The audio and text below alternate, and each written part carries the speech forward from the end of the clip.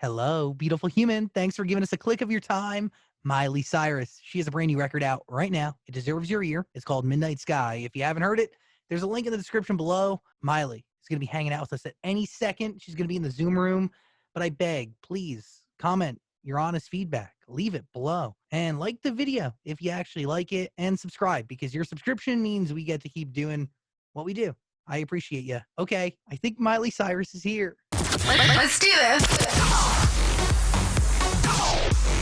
Zach Show. Yo. You can see me. That's usually how it goes. You look gorgeous. Hello. You make my morning. You're going to make me cry. Yo, you look amazing. And I like first of all, I am right off the gate getting exactly what I was getting from the images you've shown of this era of music. It's you with the hair, obviously holding the mic, the big. Oh, yeah, I even got my microphone. Oh my God, it's literally spot on. Yes, this is like seeing, Mickey Mouse behind like the gates of Disneyland one time, One time I got to tell you, one of the greatest things about growing up on Disney was that, I don't know if I'm allowed to say this, but I'm going to. That's how I always get in trouble. But I always got backstage passes at Disneyland, and one time I saw Peter Pan smoking a cigarette, and it just totally, I think that's what happened to me. I think that's where people ask where did it go wrong, right then and there. The second you saw a grown man in tight green tights, Peter Pan decked, smoking a nice, I looked at him and said, like, awesome aesthetic. I'm going to be copying that. But I think there's some years where you could probably see me doing the exact same thing. So meet Miley Cyrus. Are we meeting a new Miley today than we've met in the past? You know me. You know I'm going to be the same person that came over and hang out with you all the times that we have. But obviously with, more life experiences and a new story to tell. And I think rather than, it's not like, maybe a complete new saga. This is just a chapter of my life that I feel like, in general, I feel like as a culture, we're all feeling like it's time to express our own narrative and regain that control of who we are and what's acceptable to us and what is not. And this song, Midnight Sky, is really just a reflection of, I think, everyone kind of having this personal kind of, woke moment. I feel like a lot of us are waking up. And, the Midnight Sky, I think is, some kind of a road that feels like it could be nice to take to live with our head in our clouds. I feel like right now as a society, we don't want to live with our head in the clouds. But I think in times, that's maybe why I've created worlds like this, because this is kind of my idea of living with my head in the clouds of my own kind of fantasy in the world that I want to create. So I think that it is a cool message to tell people, like, create the environment and the world that you want to live in. I think that's happening on a very political level right now, but also we can do them, especially during this quarantine time, in these intimate spaces of our home, that we have a place that feels like we've created our own environment, our own head in the clouds. So this is mine. So I want to start with what puts you to sleep, and then I want to know what wakes you up, because both have to be defining moments, right? You have to fall asleep somehow, and then something needs to trigger your eyes to open. Well, I think from a level of looking kind of like as a generation, I think, my generation, even the generation below me of my little sister and below that, like, we're kind of, we're talking about issues from a lot younger than I was talking about today's the anniversary of Party in the U.S.A. Right now is the anniversary of Party in the U.S.A. And I was thinking about where my head was at when I was performing Party in the U.S.A. and that I really didn't have an awareness or an understanding of what that really meant, of like what our country is actually built on and like what I want to see different. And so there's an idea of, I think as we get older, we do kind of like, we wake up, but I think that's happening from a much younger age than even it happened for me. Like, I think the idea of awareness, but I also think quarantine has kind of been a gift in that way, that all of us have been able to say, like, okay, so we keep, in the beginning of quarantine, we keep saying, I want to go back to the way it was. Do we actually want to go back to the way it was? Or I don't think so. I think we want to say, this ain't working. Let's restructure. Life is a series of adjustments. Let's go, and not feel rigid. But you've always loved change. And a conversation we've had before is like people around us are fearful of change. Your dad is one of them. People, they exist. Your dad was still using a BlackBerry. The same pair of socks until they actually disintegrate. Like he doesn't change. The one thing to say is I, like everyone, I'm not sure I love change because change can be very painful. I have a very healthy relationship and acceptance of it, but I definitely am not like, bring it on, because it freaking hurts sometimes. But when it hurts, is that how you know it was needed? Hurt so good, I guess. And sometimes you could regret the changes. Like, you could. I don't know if I've ever really regretted a big change because, like, I think that as long as you're going into the person that I think you want to be a person that you're proud of. And sometimes it's good to write down qualities of ourselves on paper and look at them and go, hey, these are the things that, like, because we're kind of taught we're not supposed to do that, or we're like, cocky freaks. Totally. Why can we not write down some things that, like, are awesome? My thing that I love about myself is I'm really loyal. That gets me in a lot of trouble sometimes.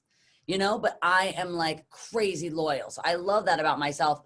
Something I don't love about myself is that it can get the best of me and kind of blind me sometimes. And I can be like, people think of me as like, you're so strong. You're this badass. You don't take any. Oh, I can take it.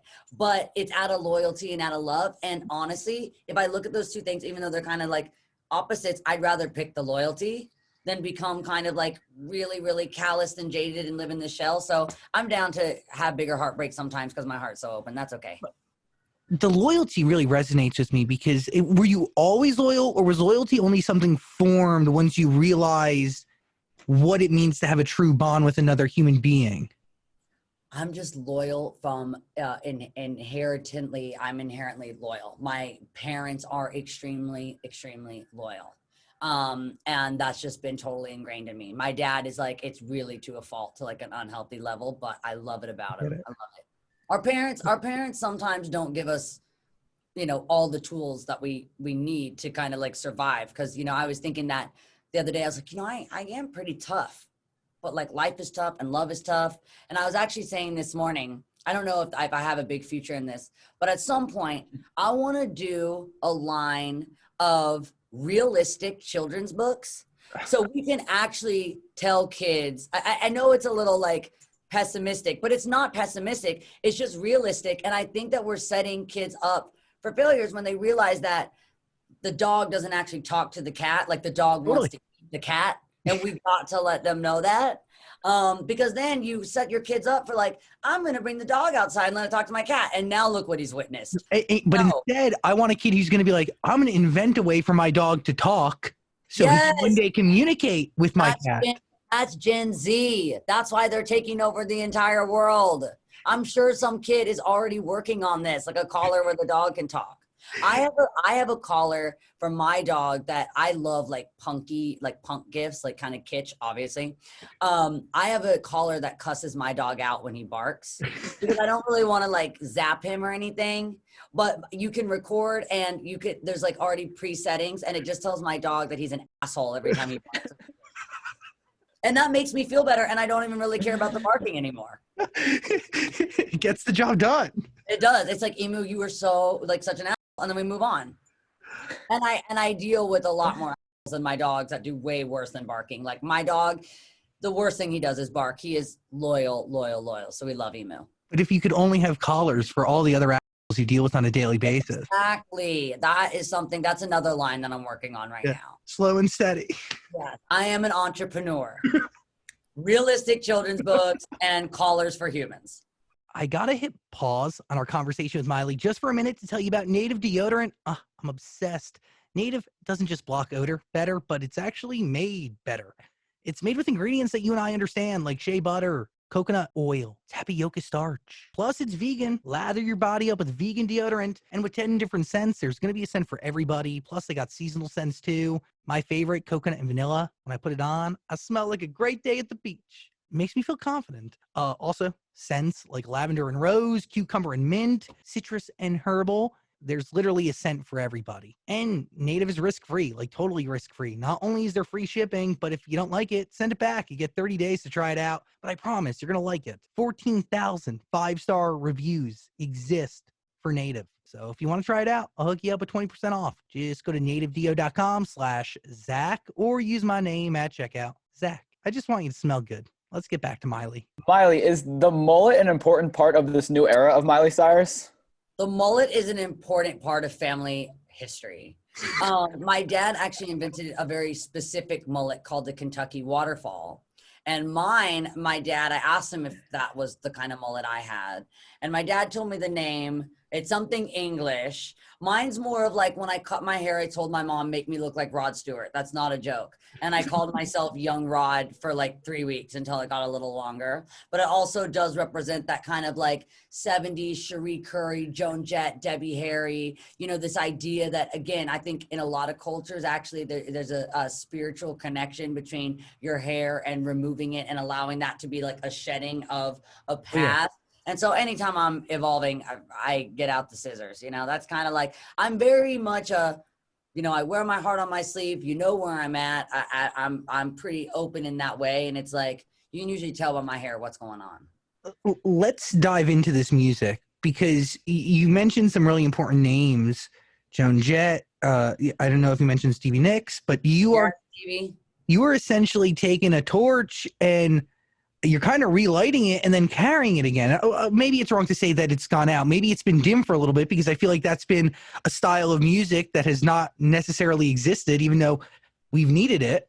Well, actually, I mean, it's funny that you mentioned that about passing of the torch because I actually had this song blessed by Stevie Nicks because there is a kind of a nod to Edge of 17 in this song. And so I actually reached out to her directly about, you know, this song has your spirit, your magic. I actually wrote this whole kind of message about like, you know, the kind of artist I want to be is the kind of artist that you've been for me. Like, I just hope that I can be that for other people. And like, when I felt lonely, like Stevie Nicks has been there for me, whether she's known it or not. And I feel like I do have the connection with my fans. So this is actually passed from Stevie Nicks, blessed to use. So that was like the coolest thing that ever happened to me. Because the record is such the perfect balance of past, present, and future. It's so now, but it feels like yesterday, but the best parts of yesterday, if that makes sense. Yes. Is there a responsibility at all? I feel like that's been a really important part of my journey is like, you know, I was going to post this video this week. I got to find it because it's hilarious. It's me playing Smells Like Teen Spirit on the Hannah Montana tour. And all the fans, like, they had no idea what's going on. The best part is like only one mom is singing. All the other moms are like freaking out. But my brother had come to visit me in Australia and my brother was like, he would have done anything. He wanted to be Baby Kurt. And I was like, I'm gonna sing the song for my brother and then just go in. And that's been an important part of my career. Like from the beginning, you know, I think something that's been really, really important when I'm talking about this song and talking about this record is that this is not a new idea. This is really, if we kind of look at my career as an entirety, there's always been that kind of punk rock provocateur. And again, this isn't a new idea. This is just really like, actually what was really funny is me making this record, because this is one of the songs that I feel like is slightly more kind of mainstream pop. And the record actually goes like full on, you know, Wendy O. Williams, Plasmatics, like it goes there. So, you know, I was really just thinking about that and thinking about how, yeah, this isn't a new idea, and that this is just something that I've accepted because I actually used making this record as a threat to my team at one point. Like after the last record, I was like, listen, I'm going to try pop one more time. And if I feel like I just can't sleep at night with it, I'm going to make a rock record. And they were like, well, then why are you waiting? You never wait, just do it. And so I was like, you're right. I don't know why I'm like threatening you with a record that feels like the right next step to me. I just thought, again, you know, I should just kind of keep going with pop and go with what I know, but that's not who I am. So again, I just went and started making a rock record. But what you've known has really always been what you're doing today, because you hit the nail on the head. Even the videos you were sharing of, you know, you back in the day, dude, 7 Things. There's a ton of songs like Fly on the Wall, like rock, okay? Oh my God. At the time in 2007, man, that was like, Yeah. That was it. I Those smashed a Guitar Hero. Yes. By the way, when you were talking about Teen Spirit and performing that on the Hannah Montana tour, that how cool is it? One, I mean, to have that escape, or you obviously don't tell anybody you're going to do that, or do you? Do you just do? Only my mom, who's a total metalhead. Because My you know, mom like, is, like totally like my mom thinks that if you asked her what today's date is, she'd say, August whatever, 1983 probably. She's lost. I mean, like that was I can only imagine, like at the time, you were breaking a rule, essentially doing a song like that in front of a massive arena, stadium, maybe of kids in Australia. I never did anything that was any fun and asked first. Nothing I've ever done that's been fun have I asked. So that's the rule. Don't ask. But do you even beg for Unless it's forgiveness? about, like women, then you always ask and you always respect them. Amen. That's the only time Amen. you ask, okay? Will you beg for forgiveness though? Because usually that's the phrase, right? Don't ask for permission, beg for forgiveness. I don't beg. I don't do begging. I don't beg. Yeah. That's not me.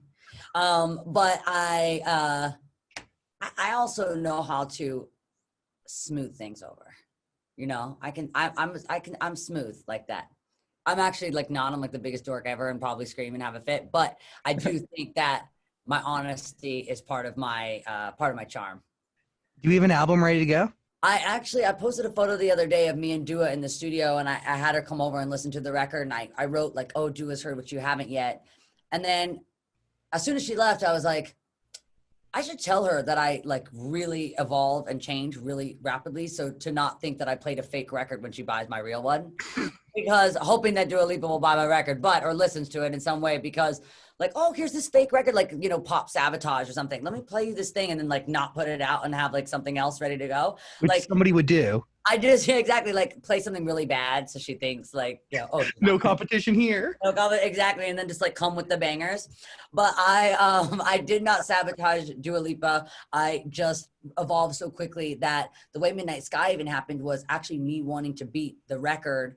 I'm so nuts that I was shooting a video on Saturday for another record of mine. And on Monday, I went to Andrew Watts and said, I think I could beat the song. And it's like, everyone's booked. You're doing a music video. The treatment is written. I'm like, we can beat it. We start writing it. I haven't even cut the chorus yet. And I'm like, this is it. So I just scrap everything. And I'm like, well, as long as I got a camera and a set, I'm going to adjust and make it go towards this song. Wow. So I wrote the song only like 4 weeks ago. But you know why that's worked for me is that's what I've always hated about records, especially when I used to make them in like the early 2000s, is you made physicals. So you had to turn them in months before. So you really didn't have this freedom of, hey, I feel something today, I'm releasing it tomorrow. Because for someone like me that's changing so much, it's important that we just go with it when it feels like it's relevant, because it might not be in the near future. Totally. And it keeps it exciting. Keeps it really exciting. All this is a blessing. I do love physical copies of records. I was even saying like, oh, I'm going to send my fans like CDs and vinyls. And I'm like, why? They literally not got it. Like, I don't even know where you play that. The only person that can play a CD in their car is my dad's truck has a cassette player and he has cassettes. He has the thing where, have you ever seen it where you put the cassette in and your iPod connects to the cassette? He has that. And he only listens to Waylon Jennings, which I'm like, you have on CD. So like, I don't even know the point of this. He's like, well, of course I have it for you guys. I was like, none of us want to listen to anything that we're listening to through a cassette. Like Cardi, WAP doesn't sound the same through a cassette, Dad. Just forget it. What were you going through when you walked into Andrew Watts and was like, okay, we need to write Midnight Sky. This is what the song needs to be. I felt like there was a disconnect between like my truth and my narrative and like public perception. Per usual, it feels like kind of like, being a woman in the industry, there's a lot of like justification I feel like that we have to go through.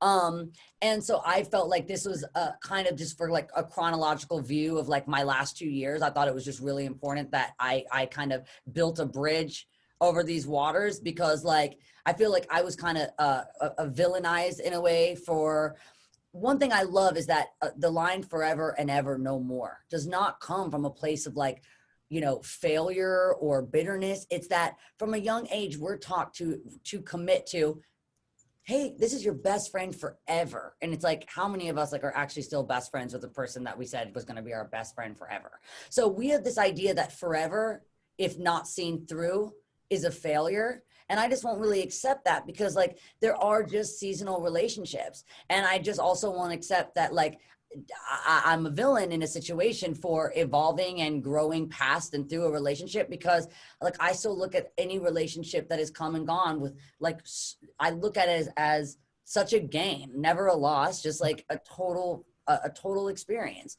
And so I felt like this song was really about retaking back that narrative and saying, no, it's my story to tell. You don't get to tell a story of a 10-year relationship from a couple pictures that you take. Like you don't get the full story from a picture. They say a picture says 1,000 words. I don't really think It that doesn't. it No. does not. No. It does not. But a record does, right? And Record, probably about 1,000. yeah, exactly. I'll count later, but I'm thinking maybe about 1,000. Fire in the lungs, devil on the tongue. I mean, like, what does that even mean? Is that was about me saying things that I don't mean and being kind of quick to lash back sometimes, and to I have a really hard time biting my tongue, and it's gotten me in a lot of trouble. And it's something that, as an adult that now knows your words equal your character, like I've worked really, really hard to learn how to control that devil. your words equal your character? For reals. You think like, someone's like, well, you said, and you're like, well, I didn't mean it. It's like, then why did you say it to me?